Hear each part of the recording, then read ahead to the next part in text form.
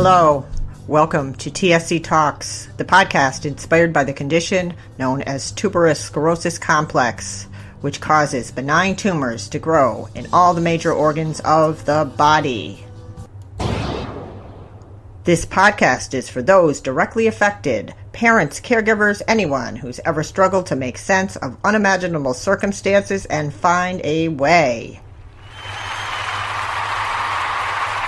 My name is Jill Woodworth, and I am your host. Buckle up. We're going for a ride outside the box, off the grid, down many a rabbit hole, and back as we wrangle a way to case manage and stay sane. Talk about it, compare notes, find the experts, pick their brains. No magic bullet, but we are not alone.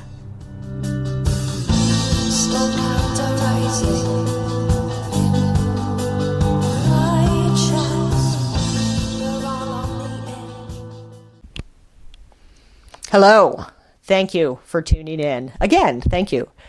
My guest up next is Daniel Price. Daniel is a very active member of the TSC community. He is a Uber volunteer, I would say. He's traveled the globe and the country volunteering at different events, spreading awareness, raising money to help find a cure. He started with the Alliance back in 2017, trying to get answers about his condition. He's an adult living with TSC who found out he had the condition when he was about 6 years old. Was adopted from mainland China, and he is also a gay man and a supporter of the LGBTQ community. So he's got a lot of special interests that he is navigating very well. He shares his story and discusses his challenges with TAND, why he volunteers, his passion for helping others in the community and connecting with other people. So really a nice glimpse of what it's like to live as an adult with TSC, and inspired by his passion to do this and travel around the country and just put the information out there. Very active on social media and supportive of everything that I've done personally with the podcast we've done. So thanks, Daniel. I really appreciate you, and I think a lot of other people in the community can say the same thing. Before we launch into that, I do want to mention another project that I'm working on with my day job, so to speak, at Nikki's Gardens of Hope. My colleague, Tom Van Antwerp, who is the Chief Development Officer, is launching a new podcast called Over the Cliff. I believe that's what the name is. Stay tuned for information on this. We're going to be discussing cliff-related topics, among other things, but the cliff being turning 21 with a disability, where these services and supports offered for people up to 21, pediatrics start to fall away, and the gaps in our systems of care become all the more challenging. And having guests to speak to that, engaging in stimulating and educational discussion, trying to troubleshoot, and not sure of exactly every direction, but I'm confident that Tom Van Antwerp will pull this off in a grand fashion, and it'll be fabulous. So stay tuned for more on that. And other guests coming up on the podcast. We've got lots, but my next one after Daniel, one more, is Nikki Lawley. She is an adult who had a traumatic brain injury that she has only been able to find relief from the horrible headaches that she experienced, migraines, and other symptoms with cannabis, and her journey to discover that that was what helped her most. Fascinating. More on the way. Hope you were inspired and moved, as well as learned a lot and enjoyed Tiffany Goff and her discussion of her book, Loving Tiara, a Memoir. Without further ado, again, thank you. Can't thank you enough for tuning in, though I think we got a lot of awesome content. And take it away, Daniel. This is Daniel Price. Thank you for being on the podcast. You are an adult living with TSC, and you're from Seattle. Yes, I'm from the Seattle area. I grew up outside of Seattle area, but don't live in Seattle. But I do a lot of volunteering on the West Coast for the TS Alliance. And why don't you just start out and tell me a little bit about your experience of TSC as far as I know you're diagnosed when you were diagnosed, but like your experience of it as well. So for those that don't know, I joined the TS Alliance, or volunteering with the TS Alliance about 3.5 years ago. It was about 3.5 years ago that I was actually looking for answers to find more information about tuberous sclerosis complex, wanting to know treatment options, a community, I guess you should say.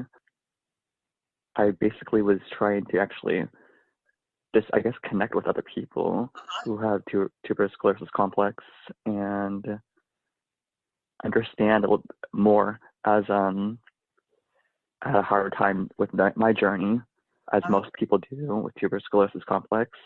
As those that don't know, I did write an article about just recently with Horizon Therapeutic about adoption and a rare disease. And those that don't know, I am adopted. I have one other doctor from China and 2 from South Korea. I am the only one in the family that is adopted that has a rare genetic disease. I was diagnosed at the age of 6 or 7 through the skin.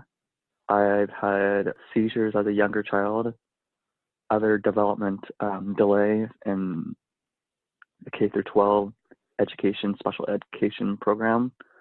I've gone through speech language program, kicked out and then put back in later in my K through 12 program. And other challenges through trying to maintain a work living, I should say. And there's other daily challenges as well, facing life. Okay, yeah, that's a lot to handle for anyone, and just so you were adopted at 3, and then your family, how did they found out about the TSC through skin manifestations, and so you got tapped in with care with a clinic, or how did your early care go? Do you recall? So actually, I was probably around 6 or 7 when I was diagnosed through the skin. All I was told was that it was basically through the skin. The doctor comes out with a book and says, "This is what's going to happen." And this is back in, like, I shouldn't say that, in late 90s. I don't know how much education there was with tuberous sclerosis at the time, but the doctor comes out and says to my mom, "Here's what's going to happen.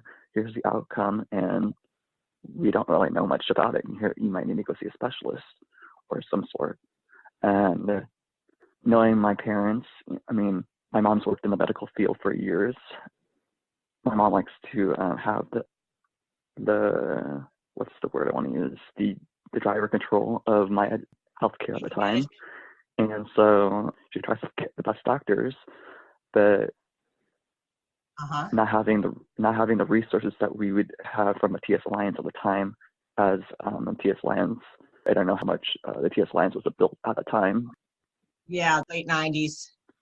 Yes, late 90s, early 2000s. So I'm not sure how much the TS Alliance was built at the time, but trying to find those answers, not knowing the later outcome of my transitioning from, I guess, young adulthood. Mm-hmm. That had to be so hard.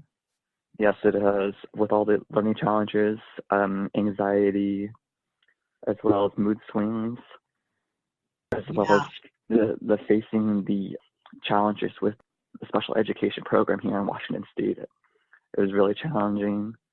Tell me about that. What are your earlier memories of your education? Since I was adopted, technically English is even though they say English is my primary language, it's technically my second language. I came to the United States when I was 3 or 4 years old, not knowing much English at all. They put me in a program for, what was it, ESL or some sort of English as a second language, or I'm not sure what they call it now, but and then they tested me for the resource department and special education. And I was in K through 12 ever since. They tested me for a speech language pathologist. and they kicked me out in, what was it, grade 3 or 4, I want to say. And then they retested me back in ninth or 10th grade, and yet that was the years that were all missed. I was not pleased. My parents were not pleased. I've had other resource teachers that wanted to take away the tools for success within the education learning room, and had to fight for that. And yet it was in the, if you don't know, it's called an IEP, in individualized education. Sure. And fighting those things. So did your parents advocate for you for better services? Yes, I had one of my family members who been in the education system for years and has written IEPs, and had to step in and basically read my IEP. And then advocate for myself, because my parents, even though they have the knowledge, don't have the knowledge of education, I guess what my aunt was wanting for. Well, I've been through the IEP process quite a bit, and it's hard as a parent to be right in the room and do that. So if you can have somebody that's like connected to you, that you trust, help you out with that, I think that's ideal. So that's a positive. Now you said seizures. What did you have them at? When did you have them? And like, tell me a little bit about. I would say probably when I was 5 or 9 years old or so. Probably I stopped at probably around 10 or 11, having them. But all my mom remembers, or I was told by my mom, is that I would wake up screaming and crying during the middle of the night, and that one of the doctors put me on Tegretol to stop the seizures. And that's about all I know and remember. I do remember them putting in what's it called, an EEG on my whole head, and testing me, basically my brain waves and all that other good stuff that they do at the hospitals. Yep. So you had an EEG, and then did you have to stay on the medication, or have you come off that? I mean, you said you don't have seizures. Currently, I don't have any seizures. I have, say it was around 10, 11 or so, or later, that I have not been on seizure medicine. Excellent. Which is good. Knock on wood, yeah. Really good. I mean, growing up and, being in a family where no one else had TSC, and I can imagine that you were like looking for some kind of connection, like you said in your intro. Yes, I was trying to find a connection, but I was also trying to find a resource, a place to connect, a place to find other answers, not only for myself, but other family members that wanted to know more. Yeah, so you were kind of like the explorer, going out and looking for answers. And how did you go about doing that? How did you find the TS Alliance? I reached out to, I think, the headquarters in DC, and then they emailed me out to a couple people in the Washington area. Then they emailed me to someone named Gloria. And I was like, oh, okay. And then she was saying that we're going to have a picnic coming up in Seattle. So then I go to this picnic, meet other people, and it changed my life. It changed the way I saw TSC. I've learned a lot from Gloria, the other people within the TSC community within the Pacific Northwest. At the time I was working for airlines. I've been in the airline travel industry for about 5 or 6 years. Wow. Your education, so you graduated from high school. Did you said you were struggling, and I just wanted to close that loop. So you got through high school okay, I assume, and because you're employed. And yes, I graduated in 2012. I've gone in and out of different jobs trying to hold and maintain, and I do believe that TSC has affected the way I am able to maintain and hold a job. Yeah, I can imagine. I've seen my people I know, of course, in the community, but my own family members, that can be a struggle. And, I'm personally myself, managing other family members, just the unexpected nature and, the mental health piece of it has been a big struggle for our family. So I can't speak highly enough about just being, your willingness to be open about it and talk about that. Because I can imagine going to that picnic after, having felt pretty, maybe isolated or just disconnected, must have been really, really cool. Yes. And then, going to that picnic, met others with individuals at about my age or a little bit older or younger, with TSC, and just learning and hearing and listening to them about their journey with TSC has changed the way my view of TSC at the time. And well, what was your view wanted to know more, and it inspired me to want to know more.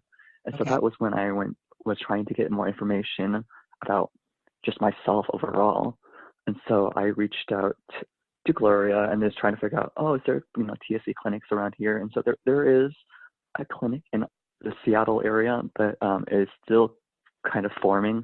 They do focus more on the seizure aspect of epilepsy with TSC. That's pretty typical.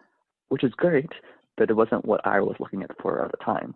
And so I reached out to Gloria and then reached out to other people within the TSC community and did some research as well with other family members, and decided to go to the TS clinic in Cincinnati.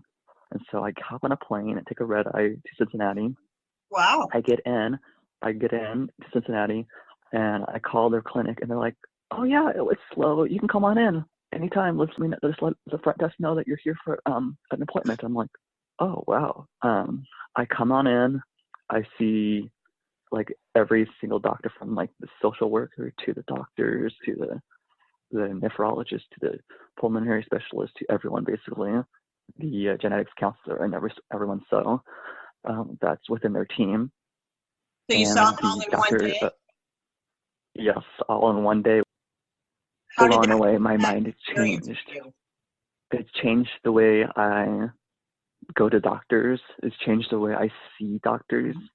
It's changed the way I connect with other people as well.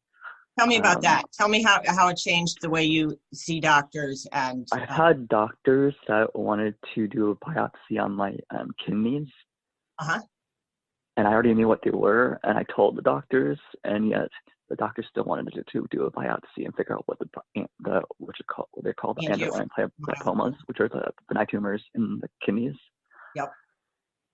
Sorry that it had to get to that point, but I think that the sooner that you realize that you're kind of running the show, and a lot of times you're educating the doctors and a lot of other people, the better, because there's just a lot of support that can help you. Yes, and now I travel with a book that's about tuberous sclerosis complex. Anytime I go to a doctor's office, regardless of any person, just a normal book about tuberous sclerosis, and I refer to it. If they have any questions, you can look at this book, or I can refer you to the TS Alliance or Cincinnati or any other TSC clinic if you have questions. Earlier this year, I was in the emergency room for about a week. Sorry to hear. And none of the doctors knew about what TSC was, or should I say that doctors, but nurses. And so one of the nurses wanted to read it on her downtime. She was wanting to know about TSC and educate herself. Yeah. She had another patient that had TSC. Yeah, I think I haven't heard the idea of bringing a book, and I'm going to take that idea from you because I think it's excellent. I hear different ways of managing TSC, but that's really interesting. I can see that because, I've been doing this for 23 years and 3 kids, and I still go to the ER and the people don't know. And I'm right there with you. It's terrifying. Really, that's a good tip. So a few years ago, I wanted to actually know more about the TS Alliance. And so that's when I reached out to the headquarters in DC, and I was when they told me that they're having a comedy for a cure. And so I hop on a plane, I get down there, and I meet Kari and April of the TS Alliance. And that's when my vision has changed. It's just the way I connect, and it has inspired me to see other people and learn more and want to know more. So that's when I met other people such as the Grandias and other people from the Southern California. I've been to their walks. That's awesome. Yeah. Other regional conferences. That is just, that's great. So you've really kind of jumped into the volunteering, and the Comedy for a Cure. What kinds of work have you done in your volunteering? I have done the silent auction monitoring, the runners. I've helped with the paddles, the check-in, the setup, the takedown, the auctioning items, displaying the items, going up on the stage. I guess every event or big event they have some sort of teddy bear. And so I recently at the 45th helped with the teddy bears. So you kind of do whatever I just kind of throw myself in there and put myself to a challenge, which is always good to always see what I can do. Have you surprised yourself? Yes, a lot of the times I have. I always find myself after these events very thankful and inspired to want to know more about other people within the TSC community. Connecting with other people from other parts of the world with one cause is very important because our mission is to eradicate this disease. I don't know if in our lifetime, but the next person's life of our next generation. Yes, absolutely. And connecting with, I think it gives you a global perspective. Yes. And helps you feel more connected, I would say. That there's people all around the globe. Yeah. Yes, very connected.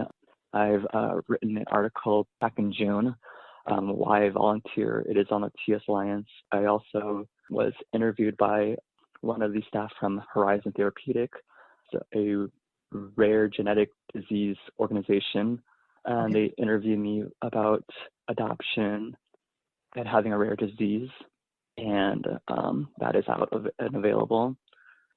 That's cool. What is the best, and give me like the most challenging thing for you? And obviously the volunteering and the connections you made are wonderful, but if you have any other things like most challenging and most meaningful.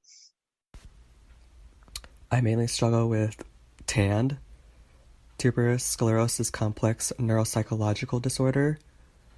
In that I struggle a lot with depression, anxiety, mood swings, socializing with other people, and many more. People just don't see it in me, I guess. They just see a regular person going to work, paying their bills, driving, going to school, but they don't see the outcome of what TAND or the TSC TAN can do later they don't see the real picture. They don't see the big picture of what TAN can do. I do get mood swings. There are times where I just want to shut the people off from the world from me when it's just too much sometimes. I sometimes just want to scream, but yet sometimes you just have to carry on. Some of the coping mechanisms that I use is listening to music. Sometimes I would just go out at night and go driving and listen to music, or just listen to music, close the door in my room and just listen to music. I know a lot of people face it within the TSC community, but yes, depression is a huge one. There will be times when I just don't want to wake up. And there are times where I just want to shut people out of it. I know a lot of people. For my daughter, she struggles with that too, and it's as a parent, it's hard to watch.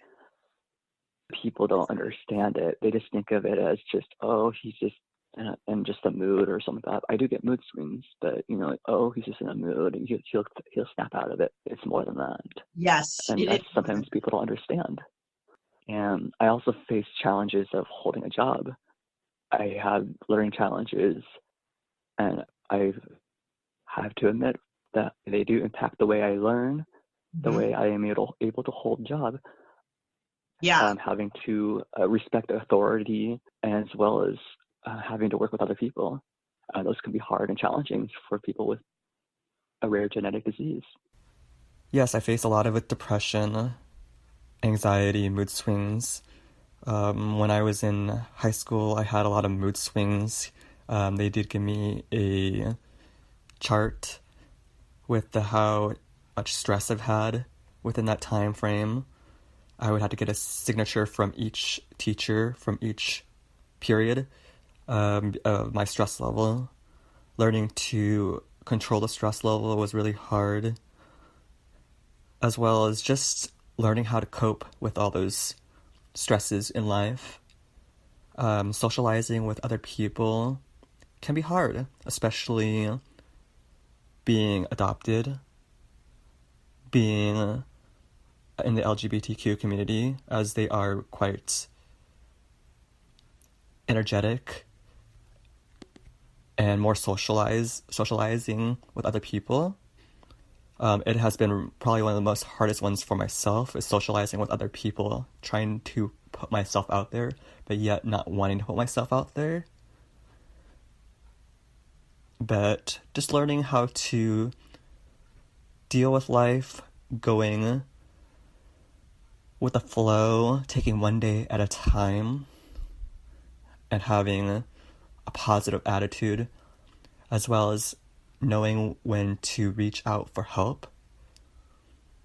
I know in this TAN, I did go to different counselors here and there, but have not found the right one. My last one, I got ghosted, but still looking for another counselor now at this time.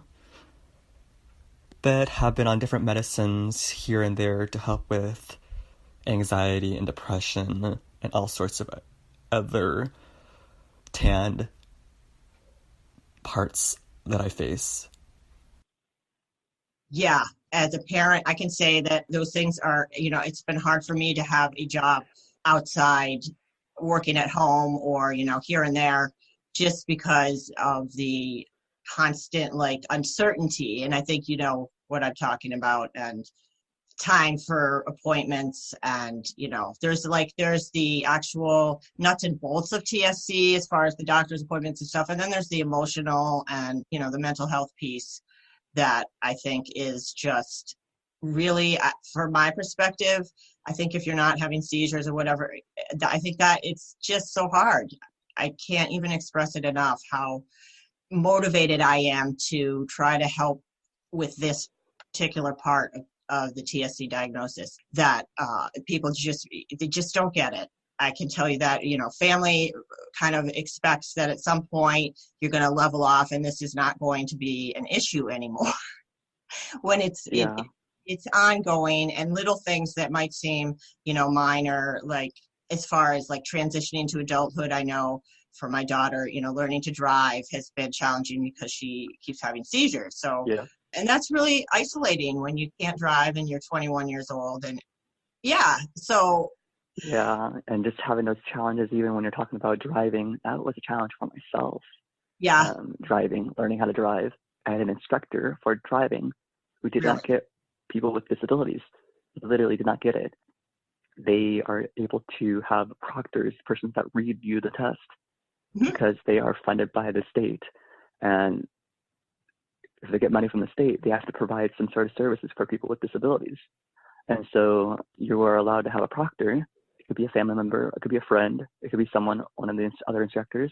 So I had one of my family members who read me a test, and I had the instructor was very anal, I would just say, but also didn't get it either. Really? He thought that my family member was basically feeding me the answers, and we're like, no, my family member is not. And therefore, there were just kind of the way that instructor viewed me and thought that I was trying to cheat my whole way through my driving course was just. Did you get it? I passed my driving. Yes, I did. I was able to get my driver's license. Wow. I see a lot of perseverance and inner strength, Daniel, as you've gone through this. And to seek that out, you have to really push yourself, because you are your own, you're on an uncharted course. It's the best way I can describe it. And if you don't speak up, it's just going to become more frustrating, even though speaking up sometimes is really hard. So that's a really good reminder. I read in your article that you are openly gay. So I don't know if you want to talk about that. It might be helpful for people in the community if you want to speak about that. So I came out about 4 or 5 years ago, came out as a gay young person, questioning my sexuality, I guess you'd say. But also, I was trying to, a couple years ago, connect with other people with a rare genetic disease, have a rare genetic disease, but also been adopted, but also is in the LGBTQ community as well. I have not been able to find anyone. Okay. I've been to other organizations on the West Coast and met other people who are LGBTQ, gay, trans, and lesbian, all the other ones, but have not been able to connect with other people that have the other two aspects. Yeah, having you have some differences, and to be adopted and to have TSC and then to be openly gay that's a brave stance, Daniel, and I admire that. I think you've got to be who you are and own it, and you are doing beautifully with that, and not to minimize your struggle, but geez. So I hear that. And one of the things that I learned is to keep my circle small, to find the people that you trust, but also keep the ones that are trustable and keep them in your life. Very good advice. So I didn't really talk much about the adoption part, but I'll just talk about it you can circle back. That's fine. Back to adoption. So I was adopted at the age of around 3 or 4. I was found in a hamper at a train station, goodness. and I was put up in an orphanage. They thought I actually had a heart condition, but I didn't. So this is back in the early 90s, and went to an orphanage, and there was the rest. That's some early stuff. That's tough. It is very tough that, you have to learn and move on. But back in 2005, we went to go adopt my younger sister from mainland China. I had one of the privileges to go to my orphanage. Actually, it was my mom that was pushing me. You should go to this, go to the orphanage, and so we all went. My whole family did. And there were people that recognized me. They're like, oh, so my Chinese name is Nong Nong, which means farmer, but my Chinese last name is Hong for Hangzhou, for the city of Hangzhou, of where I was born, Hangzhou, China. Okay. So they were like Hong Nong Nong, Hong Nong Nong, and they remembered me. Wow. And so, unbelievable. Out of those, those years, I was, what was it? I was in 5th grade at the time. 12 or 13 years old, and they're, all those years that they remember me, it's remarkable. And then at one of the rooms, when my parents was finalizing the paperwork and getting their copies and all that stuff from one of the rooms in the hotel rooms, here comes this lady, and she's like, Hong Nong Nong, Hong Nong Nong, and she remembers me too, and she was one of the caregivers, and she was helping with a different adoption. And it's just remarkable to have caregivers that cared so much about these children, because China is one of the leading countries in the world for adoption. Yes. And mainly it's girls or people with disabilities that are put up for adoption. Okay. As well as they had the 1-child policy, but now it's a 2-child policy since they changed it. The most meaningful thing for myself would be being able to advocate at different events, socializing with other people within the TSC community, connecting with them, learning from them, but being a voice for those that can't give a voice, learning how to cope with things from other people, learning their styles, learning how they advocate for change, being able to go to events and help raise money to help eradicate this disease, being able to be that change to help other people who can't help themselves, or to help other people within the community, or they may be a little shy or closed off from other people, not only just in the TSC community, but the LGBTQ community, and the adoption community, or any community. I am thankful to have the privilege to advocate, to be able to change the way other people perceive TSC, tuberous sclerosis complex, a rare genetic disease, adoption, LGBTQ, or any of those communities. Okay. This has been awesome, Daniel. Thank you so much. I can't thank you enough. You've been really inspirational. Glad to have met you, and I'm sure I'll hear more from you. So yes, thank you for your time. Take care. Have a great day. Bye-bye. Thank you. Bye. Thanks so much for listening to our podcast, TSC Talks. Please feel free to navigate to our website, www.tsctalks.com. Please try to support us, make a contribution, say a prayer, leave a review. Tell us you love us, you hate us, but thanks for tuning in. Stay tuned for more.